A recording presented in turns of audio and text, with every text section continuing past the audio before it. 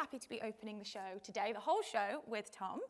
So let's get right into it and start with your cookbook, which is this one, Let's Eat. So what inspired this edition and why now? Gosh, well, I wrote it about 10, 12 years ago, I think, and I really enjoyed doing it because I have a notebook that when I travel around the world and stuff my fat belly full of food, you're in a street stall in Bangkok or somewhere in Mexico or in England, and you find a recipe and you can't really, my languages are awful, so you sort of pick up the recipe and sort of write down what you can. And then you get back home and you test it. It takes about 3 testings to get into this leather book I've got, which is a sort of battered old leather book. And basically it filled up, and I thought, this is nice. And then I went to a publisher, and we talked about it. We talked about doing books, and they said, what about the notebook? So really, this is the distillation. So the other books I've done, as we were talking about, Fortnum & Mason and Cooking the Crown, all that sort of stuff, are quite formal books. This is my cooking. It's full of chili and full of spice. And if I can cook from it, anyone can cook. I'm a cook, not a chef. Yeah, brilliant. So you've said that you're tireless in pursuit of a good dinner. So does this finally achieve that? Is the aim met? Have you made the best dinner? I wouldn't be the person to say that, but I think that everything in that, a lot of cookbooks don't work sometimes. And some of those naming no names, you can get recipes that chefs, like I say, I'm very much a cook. When I'm going to do demos and stuff and they say, here are your whites, I haven't earned the right to wear whites. It's like wearing an army uniform or a naval uniform without being in the army or navy. I would just wear my apron. So if they work and I can cook it, then I think that it's a success. And I have cooked everything there lots and lots of times, and they do work. So these are really designed for home kitchens. Total home, because you think chefs when they're cooking, the difference between a home cook and a chef is the difference between night and day. In a professional kitchen, especially a big one, you're on a certain section. You might be on sauces or meat or fish or whatever it is, and you're doing one thing again and again and again. Whereas, of course, as the home cook, you're doing everything, but you don't have the pressure of people paying you to come and eat your food. So the joy is your friends won't mind too much if you give them enough wine. Yeah, they're not gonna bother too much. So I find cooking is very therapeutic. I find I talk very fast, I walk very fast, I do everything very fast. But cooking slows you down. The idea of on a Saturday, you've got the rugby or the football on telly and you're having a glass of wine and you're cooking slowly. And it's a really lovely, I think, that sort of cooking compared to cooking for children when they're growing up. I don't like that, I don't like this. And, so there is a section in the book for children, for my children who are now pretty much grown up. But it's 2 different kinds of cooking, I think. When you're cooking for kids, it's not always that much creative fun. You're just feeding fussy little buggers. Yeah. Whereas when you're cooking for friends, it's a whole different thing. So it's Definitely. So you mentioned your children, and there's a couple of recipes in there. So you've got one of them, I think, chicken alla Lola, which is about sort of just hiding veg into recipes. But there was also one called Lola's liver. Did you manage to get a child to eat liver? By some miracle, in those days, I'm sure any of you have had children, those hand blenders. So I managed to sneak liver in, just because I love liver and it's good for you, into this thing, and she never noticed. She's now appalled. I mean, like most children. I don't know actually if children, because I'm old, so when we were growing up at school, a whole generation was put off eating by school liver, with the tubes and the gristle and the overcooked, and school food full stop is a whole different subject. But yes, and so the children now, even if I show them something delicious, they still look appalled at an Italian restaurant if I have, Fegato alla Venezia or whatever it is. They don't seem to like offal. But anyway, yes, I did manage to hide lots of vegetables and liver into something, and it tasted quite nice as well. Brilliant.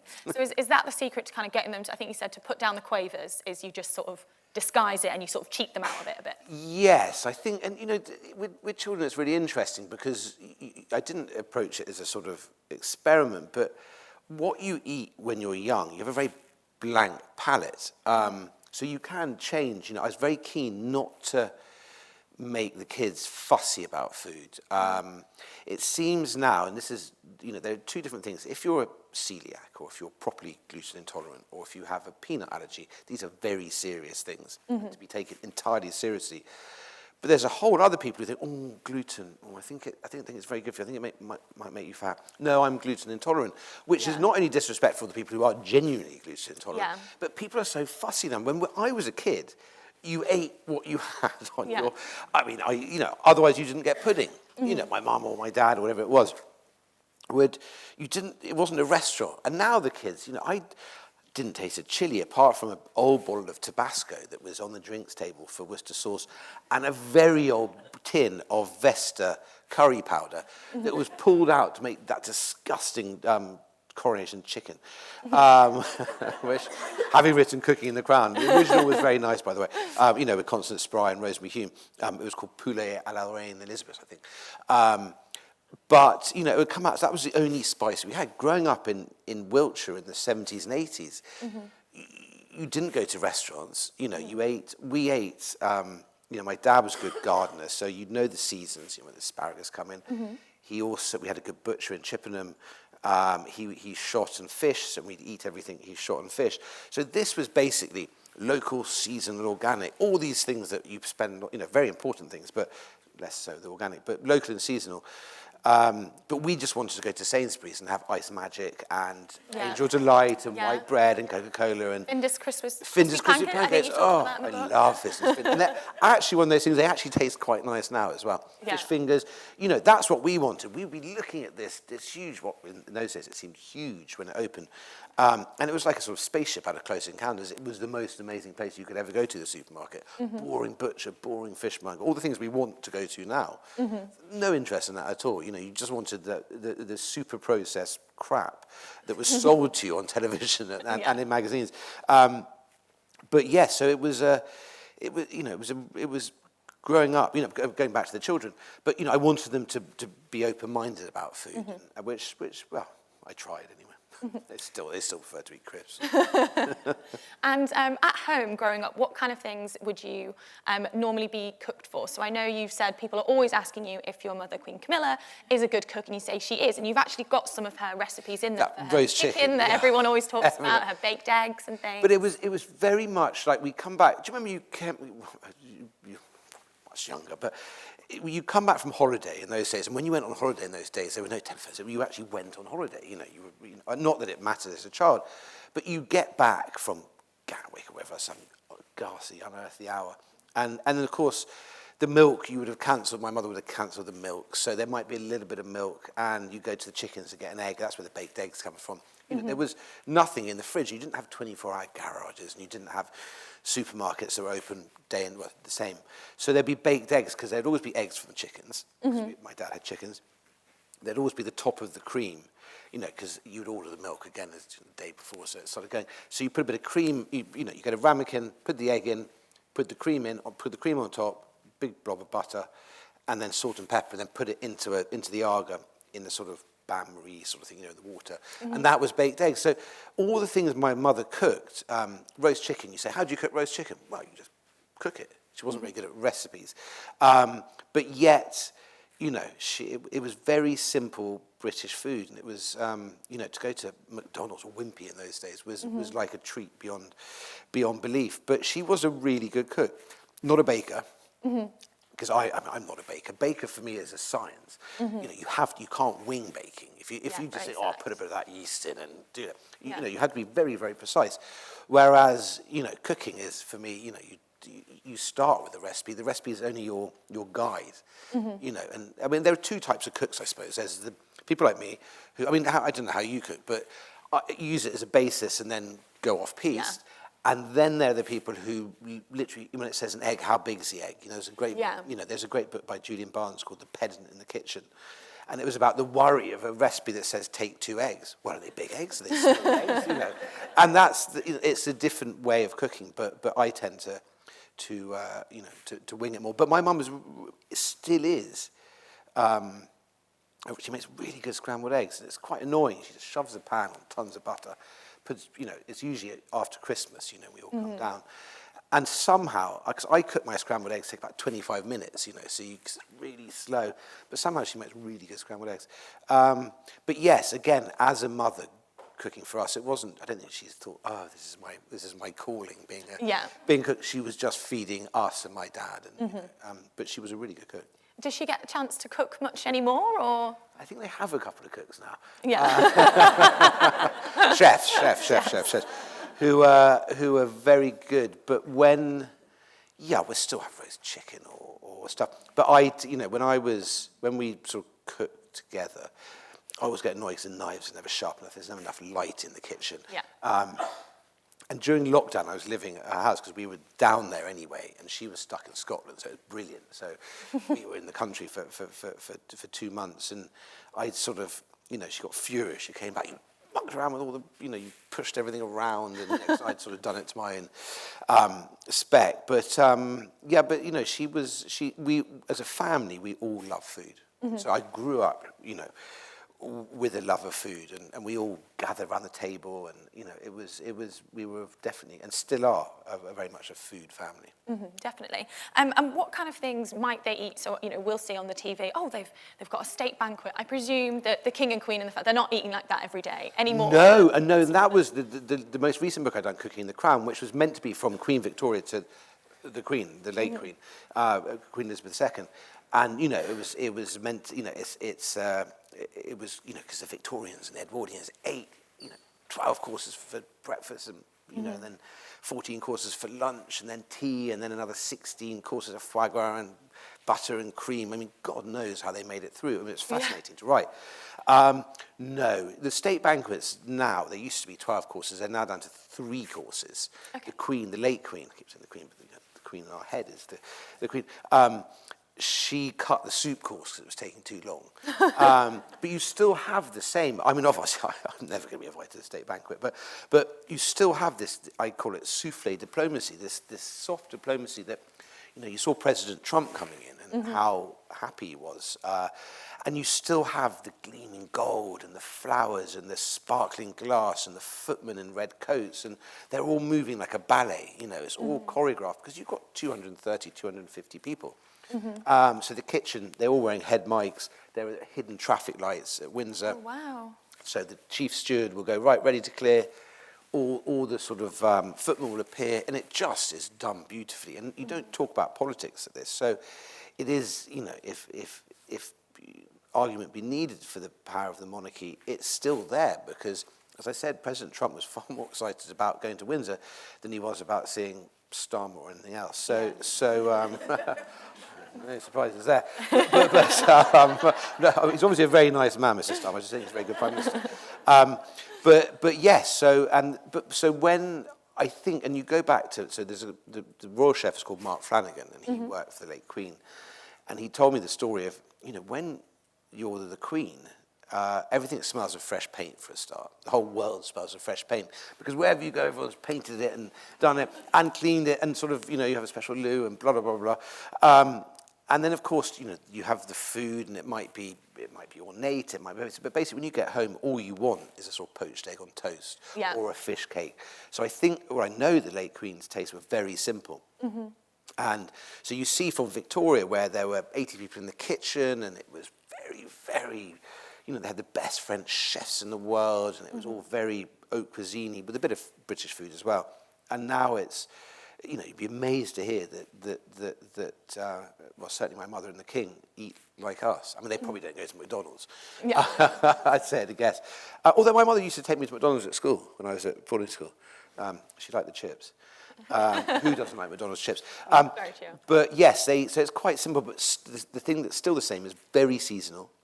And so, neither of them would ever eat asparagus, after, I think it's after ASCII, you're not supposed to eat asparagus, but that's for a practical reason, a pragmatic reason that, they're beginning to bolt. And so very seasonal, and as much as possible from, the food from their garden, from their estates. And, the King, and I'm not just sucking up to him because, he's my stepfather, he 20, 30 years ago was talking about sustainable farming. He was talking about rare breeds. He was talking about the importance of heritage, varieties of fruit and vegetables. And everyone's saying, and now of course all this has become commonplace. And so if he wasn't the king, he'd be a very good food writer. Yeah. Because he really knows, and you can talk to him about, if I'm doing a piece on plums for country life, sitting next to him at dinner, you can talk for hours about mirabelles and green gages, and he has like 70 different varieties in the garden, and he's a true countryman and a true food expert. But no, the food is it's not cloches and squiggles and strange shaped plates, and none of that is proper food. And is it true that the king doesn't eat lunch? He didn't used to, and I don't know how now, with his illness, I think he listens to his doctors on that, I think. But he never used to, he used to go through the day and not eat lunch. I mean, or I don't know how. I mean, he's incredibly regimented, and I don't know how. I get up and start thinking, if I miss, I don't always have breakfast, but if I don't, I'm thinking about lunch about 11 o'clock. It's, but no, they eat, really well, and as much as possible food from, the garden. So my mother's got a really good kitchen garden, and they're very competitive. It's just finished mushroom season, but in Scotland, they're very keen mycologists or mushroom people. So they go off to their own secret spots, because of course the wonderful thing about Scotland is that there's a right to roam. Anyone can go anywhere. But they have their secret places for their seps and their chanterelles. So they compete against each other on who can grow the best mushrooms. Well, no, they're because because these are the wild mushrooms. Oh, I see. So they have their secret spots that they don't tell each other about, and sort of they get very competitive, very competitive. I love that. And I believe you often go there, and you get to sort of shop from the kitchen garden as well. That must be quite exciting as a food writer. Well, in Scotland, it's so high. Up in Balmoral, it's obviously much colder up there. So the thing is, when the peas and broad beans have stopped in England down south, you'll still be getting them in August. So still, when the children were young, we go down into which must really annoy the gardeners. But we go in there and just sit eating peas and broad beans. I think peas and broad beans fresh off the plant are the best things that you can eat. Yeah, definitely. So I can't help. If I go into a garden, I don't look at the flowers. I go and see what I can eat. Yeah. So you mentioned some of the food that Queen Elizabeth II used to eat, and I think you said about the fish cakes, and you have a recipe for that in Cooking the Crown, which has the poached egg on top. And I think you also mentioned that she really liked curry, but not too spicy. No chili at all. But what amazed me, this is what was fascinating, is going into. I'd never read a royal biography in my life, and now I know I can do Victoria, Edward VII, George V. I'm quite good with my recent kings and queens. But you'd be going through these amazing biographies, just politics, diplomacy, war, blah, blah, blah, food, brilliant, and taking it out. And then go to the Royal Archive, which is in Windsor, that anyone who's writing a book can apply and go to, so it's not entirely Nepo baby. It was, but curry, so Queen Victoria had her own, she was Empress of India, the first and last Empress of India, and despite having never been there, she had her Indian manservants who were beautifully dressed in these sort of deep blue uniforms, and they stood either side of her. They were hated in the household, number one, because of this sort of racism, and number two, because they could be quite haughty by all accounts. But they were allowed to slaughter their own animals at Balmoral or Windsor in halal or whichever way their religion, and they ground their own spices. So the curries that they would have been cooking for themselves would have been real regional Indian food, whereas the curry that Queen Victoria liked, and there's a different one for George V liked, and then the late Queen, they were all very anglicised curries, sort of curry house curries. So they were lots of stuff around them. But I find, George V loved Bombay duck, that sort of dried, used to get the dried fish, the pomfret. But no, so there's a trio of curries in Cooking in the Crown, which were actually cooked and eaten every week. And the Queen loved, the late Queen, loved all the bits and pieces around it. And there was no chili in there at all. It was lots, but it was, it was all the bits. It was the writer, and it was a chopped cucumber, and it was the, So I just love the idea of the late Queen having a curry night. Yeah, definitely. It's maybe different from ours, but it was a big, and that was what was fascinating. I wanted to get the recipes from whatever it was, 200 years, 91, nearly 200 years, and do stuff that I could cook. You know, so there's no point. Like Edward VII was a massive eater. You know, he had appetites for lots of things, but food was one of them. And he was incredible. He wouldn't just have, you know, the Edwardian breakfast was, you know, you'd have chafing trays, silver chafing trays with little spirit burns underneath, and there would be kidneys, there'd be devil kidneys, there'd be devil bones, there'd be steak, there'd be cold grouse in season. There'd always be a haunch, you know, a leg of, you know, sort of side of ham, a leg of mutton, a baron of beef on the sideboard, then there'd be sort of fish and scallops. And so this was a feast in itself.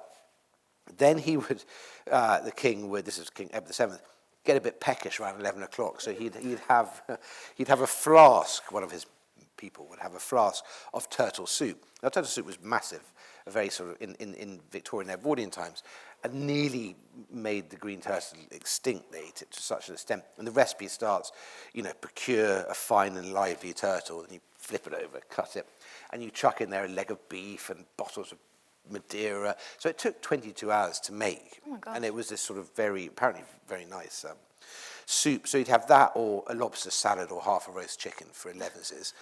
And then he would go and have lunch, which would be, you know, 10, 12, 14 courses, starting with a soup, and then onto the fish, and then the meat, and there'd be various, you know, other things in there as well, whatever was in season. And then tea, of course. Tea is the one thing that still remains for the royal family. You know, it's still 5 o'clock, everything starts with tea.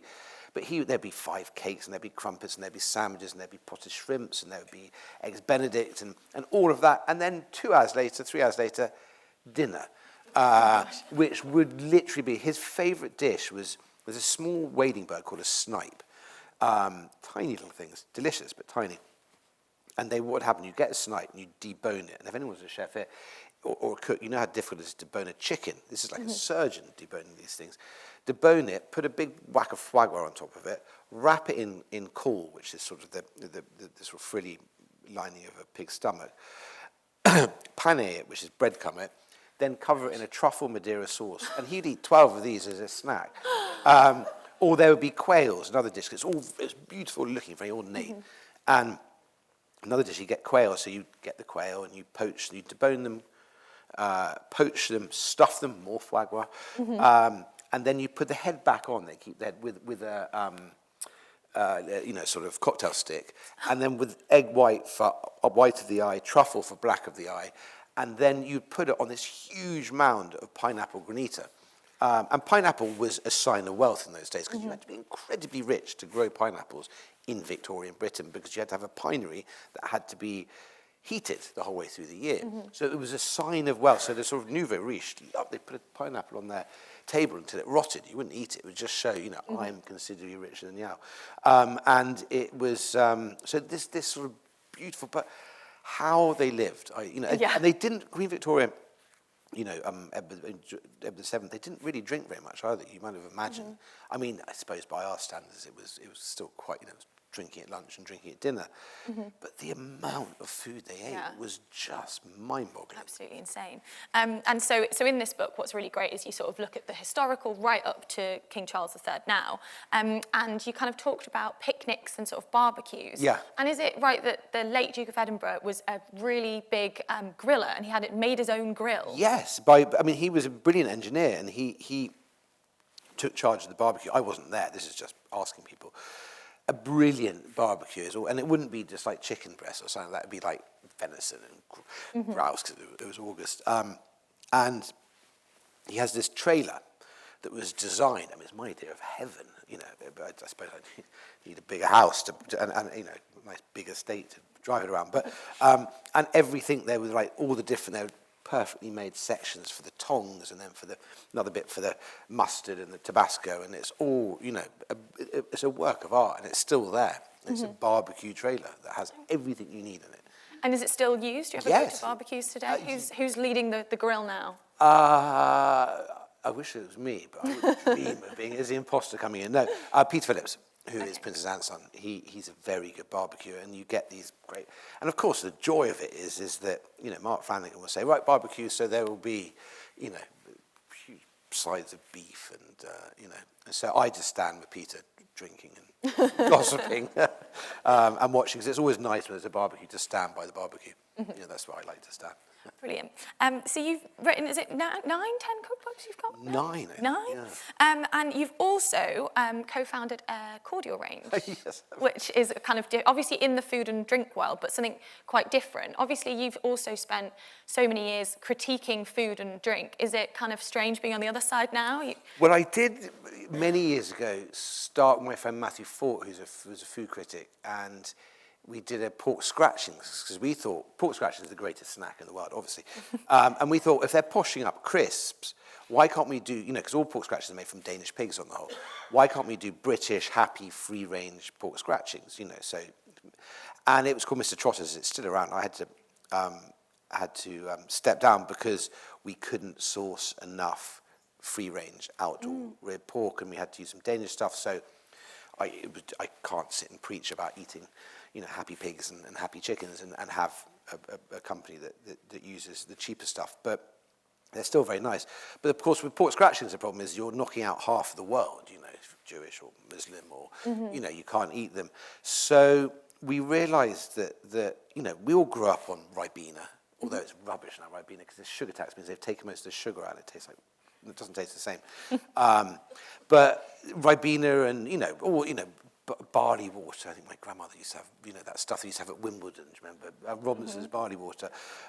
So we are very much a squash, I suppose, rather than cordial, sounds a bit posh, a squash thing. And we thought, well, hang about, you have Beaver and Pixley that are really nice, but they're not made with real juice anymore. They're made with concentrate. And they're very good products, so, we're not going to be rude about them.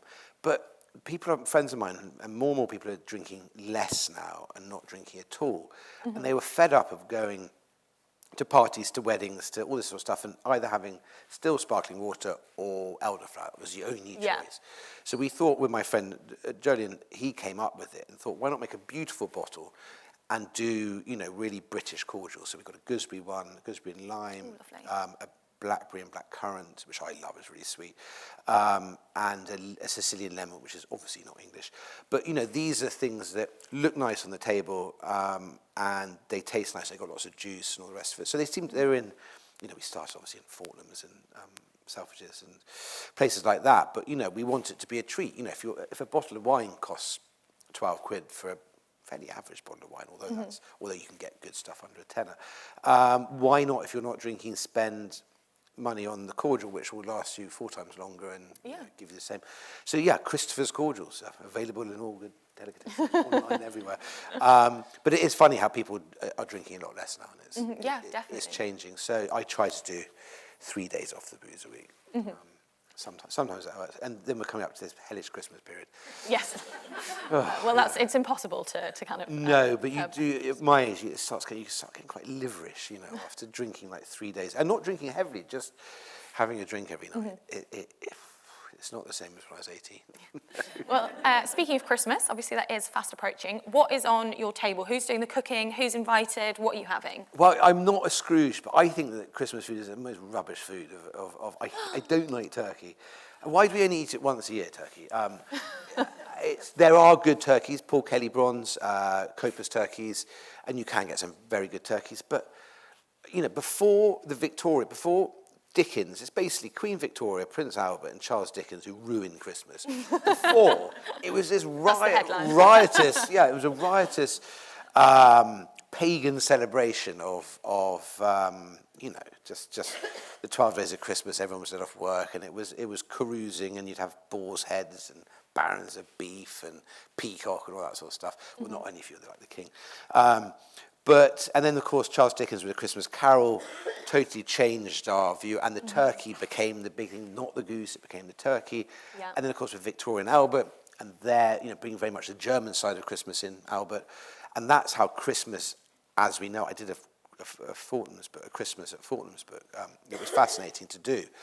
So there's no turkey. My children, this year, I go back. I'm divorced from my wife, but I always go back for Christmas to my house with the children, because we always want to open the stockings together and that sort of stuff. And just checking there's no children in there. No, perhaps from Father Christmas. From Father Christmas. even though they're 18 and 50. Although I still get a stocking from my mother, who's 50. Although it's mainly like sort of pants and socks and stuff. Yeah, so basically it's beef. There's a guy called Pete Hannon who does this stuff called Glenarm beef. That's one of my favourite favourite farmers who does it. So we get that. So it's just like a big roast, really. Mm-hmm. And everyone panics about Christmas Day. And I remember my aunt sort of, the Arga would always go on Christmas Day and always be into the baby belling that's about that big. And they'd be panicking, the turkey wouldn't go in and kicking the turkey in. And I don't understand the panic. It's just like doing, as long as you're organised, you've done your prep, you've done your sprouts, and you can buy your sprouts now ready almost with the cross in them, and you can get Yorkshire puddings easy, and also you put in your beef, and then in London, which is something I only done recently, you can go to the pub. And this is the thing. It's absolutely amazing. Going to the pub on Christmas Day. It's just, pubs are amazing, obviously, but they're especially amazing on Christmas Day. And you go back, and the other thing is you can have a drink at like 8:30. Yeah, it's Christmas. You're Christmas, yay! Yeah. And you turn on carols from Kings, and, it's, although I'm a Grinch, American thing really, but slightly about turkey. I hate Christmas pudding, I hate mince pies. Great. Heavy, sullen sort of stuff. They should have been extinct with the dinosaurs, but we still eat it. Again, my father loves it, my mother loves it, my children love it, so I'm just told to shut up. And we do cook it as well, because you want to bring out the Christmas pudding and the ceremony of it. With the ceremony, and it sits. It's all right if you have enough brandy butter on it, I suppose. But yes, so it's that, and also it is that time of it is our big feast of the year. So it is the time you get food that perhaps you wouldn't get before. And I love, getting all the food in and like Christmas Eve, you're done. You don't have to go out again. Everything's prepared. The ham is key. You have to have a ham because at all points, at any point of day and night, you can walk past and a knife and cut a piece of ham off or make a sandwich. Or, so it's all the bits around the Christmas lunch that I love, the ham, the chipolatas, or what they call it, chipolatas, pigs in blankets, all that sort of stuff. And it's just, so I do. So I'm a bit dodgy about salmon at the moment because I think that the farm salmon is slightly ruinous to the environment, but I don't put my waggy finger on the children. So all those things, and now supermarkets are going more and more mad with these sort of, we were talking about this earlier. There are for the press, there are premieres of the Christmas adverts, which last 2 minutes and then very rubbish. Anyway. And all that Christmas food, and when Heston started the whole thing of Heston sort of, didn't he do a Christmas pudding with something in the middle when he had some pine resin, and he's a genius. But now you see, you get all the Christmas catalogues, and more it gets more and more bonkers the things they're doing. In Christmas. But I do love the idea of sitting down at the table together and, doing that. And you mentioned you still get a stocking from your mother. Yeah. When it comes to gift giving, obviously that's quite difficult for whoever you're buying for. Yeah. What do you buy your mother when she's the queen or your stepfather when he's the king? What on earth do they want? What do you give? My mother likes books a lot, but the problem is she reads a lot. So I rarely find one that she hasn't read. I'm seeing all the people you've got. Yeah, you've got all the people coming, all of whom she'll read. Kate Moss and Jojo Moyes and the rest of it. So books, occasionally that's difficult, or photographs. That's the one thing you can do of dogs or children. Yes. She's got a new dog, so that's or Molly. Is that the new dog? Called Molly. Yes, and she thought it was a Jack Russell. I got a Jack Russell, but she thought it was a Jack Russell. But it turns out to have quite a lot of Chihuahua in it as well, which is a very sweet dog. It chews everything. And then for the king, basically things like olive oil or just if you find some really nice olive oil or things like that, there's no point trying to, this is what you buy, I suppose, what you buy the king. Yeah. So some nice food. Yeah, so he's quite a foodie then. Yes, definitely, really nice olive oil. So that he'll, because if you see what, obviously presents sent from all over the world, so there's quite a lot. But yes, he's not someone who expects, expensive presents. He's very happy with a really nice bottle of Italian olive oil, which is fantastic, which means that you don't have to spend a fortune. Yeah. But Christmas is, for our family at least, it's a really important time. You all come together and sit and watch Where Eagles Dare or James Bond, and it hasn't really changed. I still actually, no, I didn't fall asleep as a child on the sofa. I certainly do Yeah. after lunch, and it's just really nice. And if you can handle an omelette for, Christmas dinner, dinner. But yeah, but just no turkey. No turkey. No turkey. And have you ever spent it at one of the royal residences, or do you do that a bit separate? What's this sort of Last year we went to Sandringham, which was in the children, because usually we're in our tracksuit bottoms, and a t-shirt sprawled in front of the telly. So this was a little bit different. You had to be quite smart, but it was amazing. It was really lovely, and it was proper sort of like, obviously beautifully done. But it was this, this is the thing that obviously, if talking about, you're there with the king and his family and all the rest of it. But it's still the same. It's families are families, yeah. And we had turkey. It was, Norfolk turkey. It was very nice, and it was really, really lovely. My mother hadn't had Christmas with us for 30 years, maybe. Oh, wow. So it was really nice. The main thing, it was really nice for her to have all the grandchildren there, and they're all, I suppose they're 15 to 18 now, the grandchildren, but they loved it. No, it was. We were all a bit, worried. Not worried. A bit. Sort of slightly apprehensive, but it was as lovely as you could imagine. It was no arguments, no nothing. It was just... That isn't like Christmas at all. No, there's always an argument at Christmas. We used to, growing up, there was always some kind of frightful row. But it would always, sort itself out. But no argument. It was all really lovely. Brilliant. And going back to the book, so you've got lots of different recipes in here, including quite a lot of them from travelling and yes. sort of street food. And you have one sort of anecdote about, I think you were in Thailand, and you said, yeah, give it to me. It's as spicy as the locals have it, be absolutely fine. And a story of my life. Pet mak mak in Thai means very, very spicy, or just like not farang, not for... Because immediately, when the farangs come in, the foreigner, the white man, they assume that because... Thai food isn't all hot, it's very regional, and there'd be balance. There'd be a very hot larb or miang khun, whatever it is, or a som tam soup, but then there'd be balance. There'd be a very bland omelette and rice, and so it's not all blowing your head off. But there's som tam, which is green papaya salad, and you get it on the street. And if you say pet mak mak, very, very spicy, then they pound it, with the...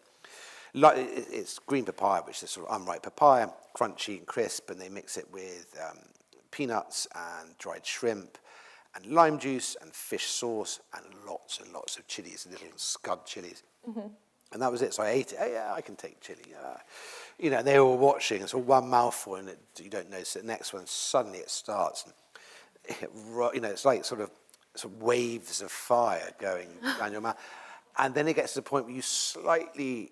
the sweat starts and your nose starts running, and then you can't, even thinking hurts at a second. Your tongue becomes this great sort of mass of throbbing gristle, and then you slightly leave your body in a sort of, not transcendental, but it's an out-of-body experience, and you're looking at this ridiculous, sweating, pasty Englishman on the streets of Bangkok, and everyone's laughing. You're trying desperately, but at this point, you can't keep it together. You're just, and of course, water's the worst thing to drink with chili, because it spreads, because capsaicin, which is the irritant alkaloid, because what happens with chili, you eat your chili, and capsaicin, which is strongest in the seeds and also mainly by the shoulders, so chili's always hotter at the top and the bottom, and in the ribs, that's where the heat is. And capsaicin is this irritant alkaloid. And when you eat it, your taste buds go, whoa, God, we're being attacked by terrorists. So send in the SAS, which is the endorphins coming in that come in and sort of they're the pain-killing drugs, the pain-killing chemicals in your head. So they come shimmying down on their ropes out of helicopters to come and take down the bad terrorists. But at this point, you're just in the middle of a firefight, you're just dying. But that's why you get, after very hot chili, that rather lovely glow afterwards. You sort of, almost like, it's almost narcotic, and it's certainly addictive chili. I'm totally addicted to chilies. I carry tobacco, usually, well, not with me now, but I carry it on a plain Tabasco all the time, because, and I sometimes carry chili powder, and I just love Mexico and Thailand and India and parts of China where there's a lot of chili in there. But yeah, this is what you do. It's idiotic, sort of trying to prove yourself when you're... Another one happened a couple of years ago. I was up in the north of Thailand, and I was with a couple of chefs, And they said, you've got to try this Thai speciality. It's called Lu, L-U-U. And we have to go to the truck stop to get it, which is not the most sanitary of places. And it is basically cold pig blood soup. So they just basically get pig blood, pour it in, put a bit of lemongrass, chili, and the pig blood is fresh-ish, kept in a bag in a cooler. So, I mean, it's of all the things you shouldn't really be, is slightly dodgy blood. And of course, I was having to prove myself that I can eat anything. So I ate this whole bowl of cold blood soup. And it was, and then of course at the end they said, ha ha, you idiot, we'd never eat that. Just eat the whole thing. And that happens a lot with all sorts of dishes. It's a sort of Billy Big Balls dish, you call it. You have to go in to prove you're not a sort of wet, Farang or Guaylo or whatever country you are, gringo, and you have to sort of go straight into the eyeball taco or the tashi tongue is delicious. The really dodgy ones just to show, I can eat anything. Mm-hmm. So, but that's just pure male stupidity and pride, and some of them are quite nice and some really aren't very nice. But yeah, you have to try everything. Yeah, you've got to try it all. And in the UK, where is your favourite place to eat? Where's your sort of go-to place? It depends on the hour of the day, of the week, of the month. But because as a restaurant critic, you're going around the country trying restaurants, and there are lots of restaurants that are amazing, but you wouldn't go to every day. I mean, they're incredibly expensive restaurants. Mm-hmm. Nando's and Pizza Express are 25 quid a head. Yeah. They suddenly jumped up over the last 5 years. And so, as a restaurant critic, you take it very seriously for your readers that if they're going to go and spend their hard-earned cash, you don't want to send them off to the wrong place. So, gosh, in London, where someone else is paying the River Cafe, which is amazing Italian. There's a place called The Park, which is Jeremy King, who is a great restaurateur behind the Ivy, the Caprice, Sheiky's. I live in West London, in Hammersmith. There's an amazing Thai restaurant, tiny, doesn't look like much. The sort of restaurants I like called Thai 101 Kitchen that does Isan from the northeast. And do you order the same dish again, or are you put off that one? No, they wouldn't. I don't think you're allowed to sell raw blood in England. You're allowed to. It's usually powdered for black pudding, but they're a bit more stringent here. Mm-hmm. No, occasionally there'll be some sort of dishes under the thing, but no. But there, and then there's Chinese, Minjiang, which is very good Cantonese. London is full of good restaurants, mm-hmm. But I tend to prefer the more ethnic, I suppose. But if things like the Ritz are amazing, Yeah. But that's 5 hours, and you have to wear a suit and tie. Yeah. And it's really, really expensive, as you'd imagine. So, where else do I go to a lot? I can't even think, but there are places that, the same place again and again. Fitu, another Thai place. But the thing is, it's my job, you're eating out a lot. I quite like eating at home. Which sounds very spoiled and very idiotic, but it's, and that's what the book does, bring some of that back. That is back to the home trying kitchen. to take it and bring it back to the home kitchen. And also there's lots of English stuff in there as well, because that's the food I grew up, and Italian and Mexican and Spanish. So it's not all chili, by the way. It's got all sorts of food in it. But yes, it is the food I like to eat. Brilliant. Well, that is all we have time for. But if you would like to get a copy, we're going to be at the signing just outside the door, so we will head off to that. But thank you very much to everyone for coming, and thank you very much Thank you so much for coming, and thank you very much indeed as well.